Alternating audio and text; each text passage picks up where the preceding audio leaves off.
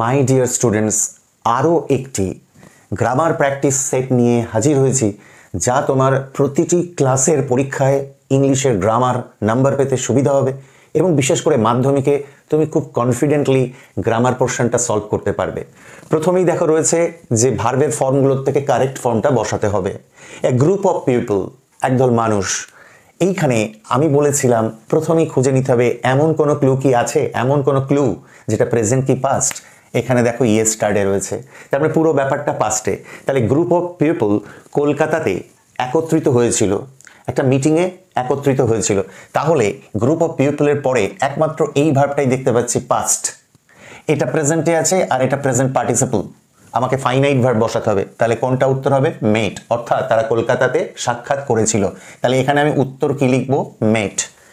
এবার কলকাতাতে তারা একটা জায়গায় সাক্ষাৎ করে তারা ডিম্যান্ড করেছিল কিছু একটা। কিসের demand? Improvement of tram services.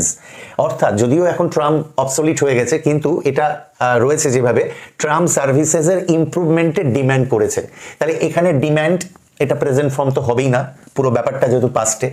Demanded হতে পারে যেহেতু এটা পাস্ট, আর একটা হচ্ছে কি ডিম্যান্ডিং। কিন্তু প্রশ্ন হচ্ছে এই যে ফাইনাইট ভার্ব মেট, এর সাবজেক্ট হচ্ছে গ্রুপ অফ পিপল। তাহলে আমি যদি এখানে ডিম্যান্ডেড দিতে চাই, তাহলে এই ডিম্যান্ডেডের জন্য আমার একটা আলাদা সাবজেক্ট লাগবে। তো তার জন্য যদি এখানে একটা অ্যান্ড থাকতো, তাহলে আমি ডিম্যান্ডেড দিতে পারতাম। অর্থাৎ ওই গ্রুপ অফ পিপলরাই কলকাতায় সাক্ষাৎ করেছিল এবং ডিম্যান্ড করেছিল। কিসের ডিম্যান্ড? না, ইমপ্রুভমেন্ট করতে হবে, ট্রাম সার্ভিসেসের উন্নতি সাধন ঘটাতে হবে। কিন্তু এখানে কোনো অ্যান্ড জাতীয় কিছু নেই, তাই এখানটায় কি হবে? ডিম্যান্ডিং। এগুলো বুঝতে হবে, প্রায় দেয় কিন্তু। তাহলে এটা কি হবে? ডিম্যান্ডিং। কি ডিম্যান্ড করছে? Improvement of tram services in Times of. অর্থাৎ ট্রাম সার্ভিসটা ইমপ্রুভ করতে চাইছে ইন টাইমস অফ, মানে সেই সময় যখন কিনা কলকাতায় এয়ার পলিউশনটা ধীরে ধীরে বাড়ছে। কারণ ট্রামের থেকে কোনো রকম ধোঁয়ার স্মোক এমিশন হয় না, স্মোক এক্সিট হয় না। তো সেই জন্য পলিউশন ফ্রি হিসাবে ট্রামটার ইউজ বেশি ইমপ্রুভমেন্ট করা উচিত। এটাই ছিল সেই মিটিংয়ে এই গ্রুপ অফ পিপলের দাবি। তো এইখানে আমি দেখতে পাচ্ছি অফের পরে সাধারণত ভার্ব যখন হয় তার গায়ে আইএনজি হয়। তো এই দিক থেকে বিচার যদি করো, তাহলে অফের পরে ভার্বের গায়ে কি হবে? আইএনজি। আবার যদি উল্টো দিক থেকে ভাবো যে ইন দ্য টাইমস অফ কি না, এয়ার পলিউশন যেটা ক্রমাগত বাড়ছে, আমি যদি বলি প্রাইস রাইজ সেটা বাড়ছে, তাহলে আমি কি বলবো? The rising of the price, মূল্য বৃদ্ধি হচ্ছে, তাই না?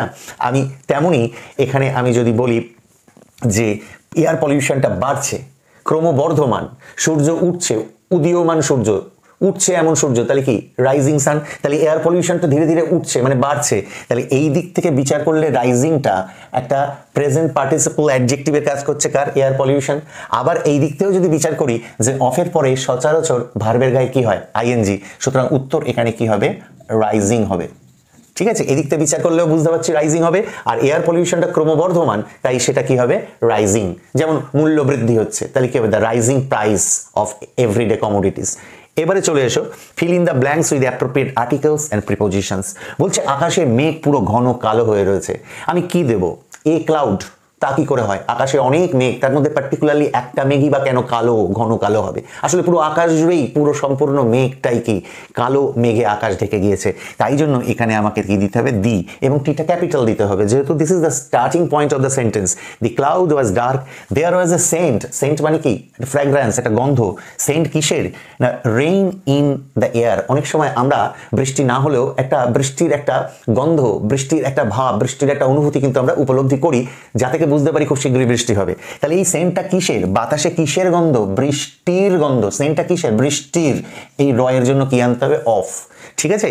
আর ইট ওয়াজ নেসেসারি টু লুক ফর, এবং যেহেতু বৃষ্টির একটা গন্ধ বা বৃষ্টির একটা অনুভূতি বা বৃষ্টি হবে এমন একটা পূর্বাভাস পেয়ে গিয়েছি, scent of rain in the air, বাতাসে বৃষ্টির একটা ছোঁয়া আমরা দেখতে পাচ্ছি, বুঝতে পারছি। সো ইট ওয়াজ নেসেসারি, এটা সত্যিই খুব দরকারি হয়ে পড়েছিল, টু লুক ফর, খুঁজে পাওয়ার জন্য, এ শেল্টার, কারণ we need a shelter to protect ourselves from the coming rain. তাহলে আর্টিকেল প্রিপোজিশনস হয়ে গেল আর appropriate forms of the verb হয়ে গেল। এবার দেখবো আমরা ডু অ্যাজ ডিরেক্টেড। প্রথমেই করতে বলেছে একটা ন্যারেশন। ডিরেক্ট স্পিচ দেওয়া আছে, ইনডিরেক্ট স্পিচ করতে হবে। সবার আগে ন্যারেশন করতে গেলে এই কোটেড সেন্টেন্সটাকে চিনে নিতে হবে যে এটা কি ধরনের সেন্টেন্স। এটা হচ্ছে অ্যাসার্টিভ সেন্টেন্স। প্রথমে সাবজেক্ট, লাস্টে ফুল স্টপ থাকলেই সেটাকে চেনা যায় অ্যাসার্টিভ সেন্টেন্স। আর এই যে দেখছো said to, এই said to জায়গায় আমার কি করতে হবে, টোল্ড। তো আমি লিখলাম দ্য টিচার, said to জায়গায় টোল্ড করতে হয়, এটাই নিয়ম। অ্যাসার্টিভ সেন্টেন্স হলে said to জায়গায় কি করতে হয়, টোল্ড। কাদেরকে বললো, দ্য স্টুডেন্টস। যখনই অ্যাসার্টিভ সেন্টেন্স হবে এই যে কমা কোটেশনটা উঠে গিয়ে এখানে কি হবে, দ্যাট। এইবার এইগুলো চেঞ্জ করতে হবে। টিচার স্টুডেন্টসদের ডাইরেক্ট বলছে যে তোরা কি আগামীকাল গল্পের বই পড়বি, তাহলে এই ইউ তো টিচার কাদেরকে ইন্ডিকেট করেছে, স্টুডেন্টসদের। এখানে একটা স্টুডেন্টস নেই, অনেকগুলো স্টুডেন্টস আছে, সেই জন্য এখানে কি হবে, দে হবে। যদি এখানে একটা স্টুডেন্ট থাকতো আর এখানে যদি ইউ থাকতো তাহলে কিন্তু এখানে কি হতো, হি। তা হলো হওয়ার পরে যেহেতু এই রিপোর্টিং ভার্বটা পাস্টে আছে, সেই তার প্রভাবটা একটা এই কোটেশনের মধ্যে যে বাক্যটা আছে তার উপরে পড়বে, অর্থাৎ ভার্বের একটা চেঞ্জ হবে। এ যেহেতু পাস্টে আছে, ওই ভেতরের ভার্বগুলোর একটু পাস্টিকরণ হবে, যেমন অঙ্গারাত্মীকরণ হয়, পাস্টিকরণ হবে। এবং পাস্টিকরণ কার হবে, উইল আর রিড দুটো ভার্ব আছে, প্রথম যে ভার্বটা তারই পাস্টিকরণ হবে। তাই উইলটার পাস্ট ফর্ম কি হয়ে যাবে, উড। যে মুহূর্তে উইল উড হয়ে যাবে, রিডের গায়ে আর কোনো টাচ করা যাবে না, রিডটা রেডি হবে। দ্য স্টোরি বুক, কোনো চেঞ্জ নেই, শুধু টুমরো থাকলে, এটা নিয়ম আছে যে টুমরো থাকলে করে দিতে হয় দ্য নেক্সট ডে, যেমন টুডে থাকলে করতে হয় দ্যাট ডে, ইয়েস্টারডে থাকলে করতে হয় দ্য প্রিভিয়াস ডে। তো যেহেতু এখানে টুমরো আছে তাই ফর্মুলা বা নিয়ম অনুযায়ী করে দিলাম দ্য নেক্সট ডে। তাহলে আশা করি ন্যারেশনটা বুঝতে পেরেছো। রয়েছে the girl is playing cricket, is আছে অক্সিলারি আর প্লেইং প্রেজেন্ট কন্টিনিউয়াস, ভার্বের গায়ে কি আছে, আইএনজি। সাবজেক্টকে দ্য গার্ল, গার্লটা কি খেলছে, কি দিয়ে প্রশ্ন করছি, পেয়ে যাচ্ছে কি, ক্রিকেট। তাহলে আমার সাবজেক্ট অবজেক্ট ইন্টারচেঞ্জ করতে হবে, অদল বদল, বাই চাই, ভার্ব তুমি 3 নম্বর, ভার্ব তুমি 3 নম্বর, তার আগে এলিমেন্ট অর্থাৎ প্যাসিভ এলিমেন্ট চাই। এটা ফর্মুলা তো আমি আগের ভিডিওতে বলেইছি। তাহলে চলে এলো ক্রিকেট আগে, দ্য গার্ল চলে গেল পিছনে। এইবার এখানে ইজেরা 3 ভাই আছে, অ্যান, ইজ, আর, এদের মধ্যে চেঞ্জ হতেই পারে। The girl third person singular, is হয়েছে, ক্রিকেটটাও থার্ড পার্সন সিঙ্গুলার, তাই ইজটা ইজি থেকে যাবে, কোনো চেঞ্জ হবে না। এইবার এই যে মূল ভার্বের গায়ে যেমন কি রয়েছে আইএনজি, তেমনি বি ভার্বের গায়েও কি আসবে, আইএনজি। এইটাকে আমি নাম দিই প্যাসিভ এলিমেন্ট, অর্থাৎ বি ভার্বের এই ফর্মটা, কারণ বি ভার্বের আরো ফর্ম আছে কি, ওয়াজ বা ওয়্যার, সেসবগুলো আসবে না। যেহেতু এর গায়ে আইএনজি, তাহলে বি ভার্বের গায়ে আইএনজি, এই বিইংটা বসবে, প্যাসিভ এলিমেন্টটা বসবে, তারপরে এই যে মূল ভার্ব তার কত নম্বর হবে, 3 নম্বর। আর তারপরে কি বসবে, বাই বসবে, আর পিছনের দা গার্লটা, সরি সামনের দা গার্লটা পিছনে যাবে। তো এই তো রুলস। অবজেক্ট সাবজেক্ট এলো, সাবজেক্ট অবজেক্টে গেল, ঠিক তার আগে বাই বসে গেল। এখানে অক্সিলারি ইজটা বসার পরে এই প্যাসিভ এলিমেন্টটা বসলো, প্যাসিভ এলিমেন্ট বসার পরে মূল যে অ্যাকশন ভার্ব তার 3 নম্বর ফর্ম হয়ে গেল, কারণ এটাই নিয়ম, ভার্বকে 3 নম্বর করতে হবে প্যাসিভ করার সময়। আর অবশ্যই 3 নম্বর করার আগে প্যাসিভ এলিমেন্ট দিতে হবে। কোন প্যাসিভ এলিমেন্ট আসবে, যখনই দেখবে ভার্বের গায়ে আইএনজি আছে তখন প্যাসিভ এলিমেন্ট যেটা আসবে সেটা বি ভার্বের গায়ে আইএনজি অর্থাৎ বিইং আসবে। I hope it's clear. দেখো এখানে the bag is too heavy, মানে ব্যাগটা এত ভারী যে টু ক্যারি করা যায় না, এটাকে বলছে ইউজ সো দ্যাটও বলতে পারে, অমিট টু বলতে পারে, অথবা বাক্যটাকে ডিরেকশন দিতে পারে মেক নেগেটিভ। 3 রকমের যেটাই বলুক না কেন উত্তর এইগুলোই আসবে। একটা প্রশ্ন দেখো, এই যে ক্যারি করাটা দেখছো, এই ক্যারি করাটা কিন্তু এই ব্যাগ কিন্তু ক্যারি করে না, ব্যাগটা এত ভারী যে ব্যাগকে ক্যারি করা যায় না। অনেক সময় দেখবে এরকম টু থাকে যে Ram was too poor to buy books, দেখো বাই পরে বুকসটা থাকে, তাহলে বাই মানে কেনার কাজটা কে করবে, রাম। কিন্তু এখানে ক্যারি করার কাজটা কি ব্যাগ করবে, Ram is too poor to buy book, তাহলে বাই মানে কেনা বা না কেনা বা কেনার ব্যাপারটা কার করার কথা, রামের, কিন্তু ক্যারিটা তো ব্যাগ করবে না। ব্যাগটা এত ভারী যে ব্যাগটাকে কেউ একজন, আমি তুমি যে কেউ একজন ক্যারি করতে পারি না, আমরা কেউ একজন ব্যাগটা ক্যারি করতে পারি না, কারণ ব্যাগটা খুব হেভি। তার জন্য আমার প্রথমে টি ডবল টুর জায়গায় কি দিতে হবে, সো। তাহলে দ্য ব্যাগ ইজ ভার্ব লিখলাম, টু এর জায়গায় কি দিলাম, সো। তারপরে আবার লিখলাম হেভি, তারপরে এই টুর জায়গায় কি লিখবো, প্রথমে লিখবো দ্যাট, মনে রাখবে দ্যাট ক্যান নট, এইগুলো লিখতে হবে, দ্যাট ক্যান নট, আর এখানে একটা কি আনতে হবে, ওয়ান। এটা ওয়ান, বা তুমি যদি বলো যে না স্যার আমি ওয়ান লিখবো না, তুমি আইও লিখতে পারো, যে the bag is so heavy that I can not carry ইট। ঠিক আছে, তাহলে ব্যাপারটা মানেটা ক্লিয়ার হচ্ছে যে ব্যাগটা এত ভারী যে ওয়ান মানে কেউ একজন, সেটা তুমি আমি যে কেউ হতে পারি, সেটাকে ক্যারি করতে পারি না। লাস্টে ইটটা দিয়ে দিতে হবে, এই ইটটা কোনটা, এই ব্যাগটা, তাহলে কিন্তু মিনিংটা ঠিক হচ্ছে। আর তুমি যদি বলো স্যার আমি এখানে ওয়ান আনবো না, তাহলে এখানে দেখো টু এর জায়গায় কি কি এলো, দেখো দ্যাট এলো, একটা ওয়ান এলো, ক্যান এলো, আর নট এলো। এইবার যদি এখানে ইজের জায়গায় ওয়াজ থাকতো তাহলে কিন্তু আমার ক্যানের জায়গায় কি করতে হতো, কুড, কিন্তু দ্যাট আর নট কিন্তু ফিক্সড থাকবে। মানে এখানে ইজ হোক ওয়াজ হোক যাই হোক, দ্যাট আর নট এই যে চারটে জিনিস এলো তার জায়গায়, টু এর জায়গায়, তার মধ্যে দ্যাট আর নট ফিক্সড থাকবে। আর ওয়ানটাকে আনতে হয়েছে কেন? কারণ এখানে সাবজেক্টটা এই ব্যাগের থেকে আসবে না, কারণ ব্যাগ ক্যারি করছে না, ব্যাগটাকে ক্যারি করতে পারি না কেউ একজন, সেটা হচ্ছে ওয়ান।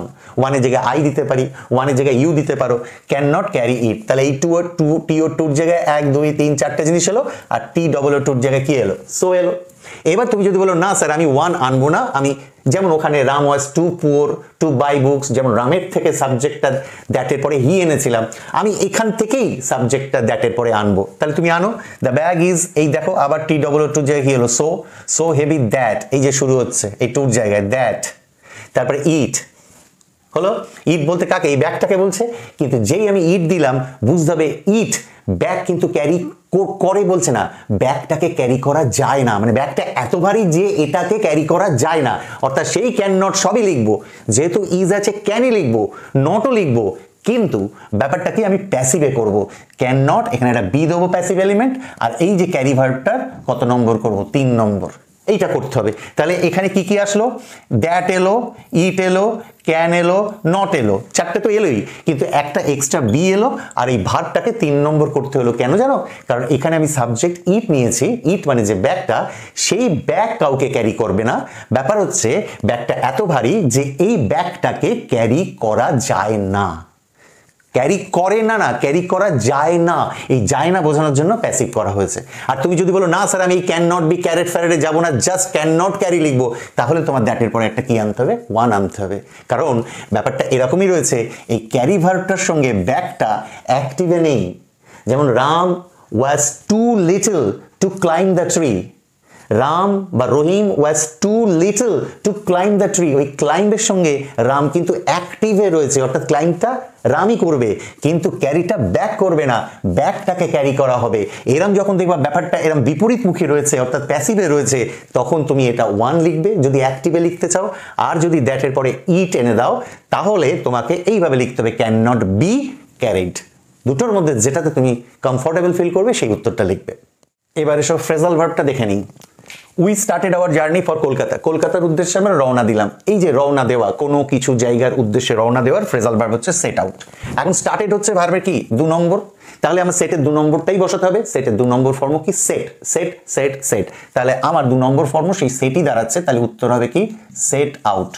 এবারে চলে এসো, দেখো met, he met his friend in the park, এই মেটটা হচ্ছে ভার্বের পাস্ট ফর্ম, মিট মেট ভার্বের পাস্ট ফর্ম। তাহলে যদি পাস্ট ফর্ম হয় তাহলে মনে রাখবে কারোর সঙ্গে কোথাও হঠাৎ পার্কে বা কোথাও রাস্তায় দেখা হয়ে যাওয়া ইংরেজি হচ্ছে কাম অ্যাক্রস। এবার তোমার এখানে আরেকটা কথা বলি, অনেক সময় বলা হয় যে মিট মেট এর 3 নম্বর ফর্মটা তো মেট, কিন্তু এটা 3 নম্বর ফর্ম নয় কেন, এটা 2 নম্বর কেন? কারণ 3 নম্বর হতে গেলে এর আগে একটা am, is, are, was, were, has, have, had কিছু একটা প্যাসিভ যদি হতো তাহলে এই ভার্বটা কি 3 নম্বর হতো। কিন্তু দেখো মেটের আগে এখানে কোনো কিছুর অস্তিত্ব নেই, মানে am, is, are, was, were, has, have, had, ঠিক আছে, ক্যান বি, কুড বি কিছুই নেই। তাহলে এইখানে মেকটা হচ্ছে কি ভার্বের 2 নম্বর। তাহলে কাম অ্যাক্রস তো নেবো, কারণ কাম অ্যাক্রস মানেই হচ্ছে কারোর সাথে সাক্ষাৎ হওয়া, কিন্তু মেট তো অলরেডি বলছে যে আমি ভার্বের 2 নম্বর ফর্ম, তাহলে কামেরও 2 নম্বর ফর্ম কি করতে হবে? আমাকে করতে হবে came across. Is that clear? Came across, শুধু কাম অ্যাক্রস দিলে কিন্তু নম্বর হবে না। এবারে দেখো ঠিক যেটা বলছিলাম, রেইজ, রেইজ মানে কি? বড় করে তোলা, প্রতিপালন করা। তাহলে রেইজড বাই হার আন্ট, অর্থাৎ সে তার আন্টের দ্বারাই প্রতিপালিত হয়েছে, আন্টি তাকে বড় করেছে। এই রেইজ কিন্তু রেইজ, রেইজড, রেইজড, অর্থাৎ ভার্বের 2 নম্বর ফর্ম রেইজড, ভার্বের 3 নম্বর ফর্ম রেইজড। কিন্তু এই রেইজের আগে যেহেতু এই মেটের আগে কিছু ছিল না, কিন্তু এই রেইজের আগে যেহেতু ওয়াজ হয়েছে, তাহলে এইটা কিন্তু ভার্বের কত নম্বর? এটা ভার্বের 3 নম্বর। তাহলে এই রেইজড মানে প্রতিপালিত হওয়ার গ্রুপ ভার্ব হচ্ছে কি? Bring up. তাহলে রেইজ যদি 3 নম্বর হয় তাহলে ব্রিং এর কনজুগেশন কাউন্ট করো, ব্রিং, ব্রট, ব্রট, তাহলে কি হবে? Brought up. কি হবে উত্তর? Brought up. ব্রিং আপ লিখলে কিন্তু হবে না। আর তার সঙ্গে এটাও জানতে হবে, এই যে রেইজ দেখছো এই জায়গায় কিন্তু বেশিরভাগ থাকে কি? রিয়ার্ড, আর ই এ আর ইডি, এটাও মনে রাখবে রিয়ার্ড। এই রেইজ এখানে আছে বটে, কিন্তু ম্যাক্সিমাম সময় থাকে এরকম থাকবে, she was reared by her aunt. Reared মানে কি? প্রতিপালিত হওয়া। তাহলে রিয়ার্ড বা রেইজ যেটাই থাক, বুঝেই যাচ্ছি যেটার মানে হচ্ছে প্রতিপালিত হওয়া বা প্রতিপালন করা। তো সেই ক্ষেত্রে আমরা কি দেবো? Bring up. অর্থাৎ সেই মেয়েটি প্রতিপালিত হয়েছে, রিয়ার্ড হয়েছে, রেইজড হয়েছে কার দ্বারা? তার আন্টের দ্বারা। সেই জন্য এই রেইজ যেহেতু ভার্বের 3 নম্বর, তাহলে ব্রিং এর 3 নম্বর কি হবে? Brought up. তো এইভাবেই শেষ হলো আরও একটা গ্রামার প্র্যাকটিস ক্লাস। সময় পেলে আবার তোমাদের সামনে হাজির হব কিছু এমনই গ্রামার প্র্যাকটিস নিয়ে, বা কোনো রাইটিং নিয়ে, বা ইংলিশের কোনো একটা আইটেম নিয়ে। সেদিন আবার দেখা হবে। আজকের মতো টাটা, ভালো থেকো সবাই।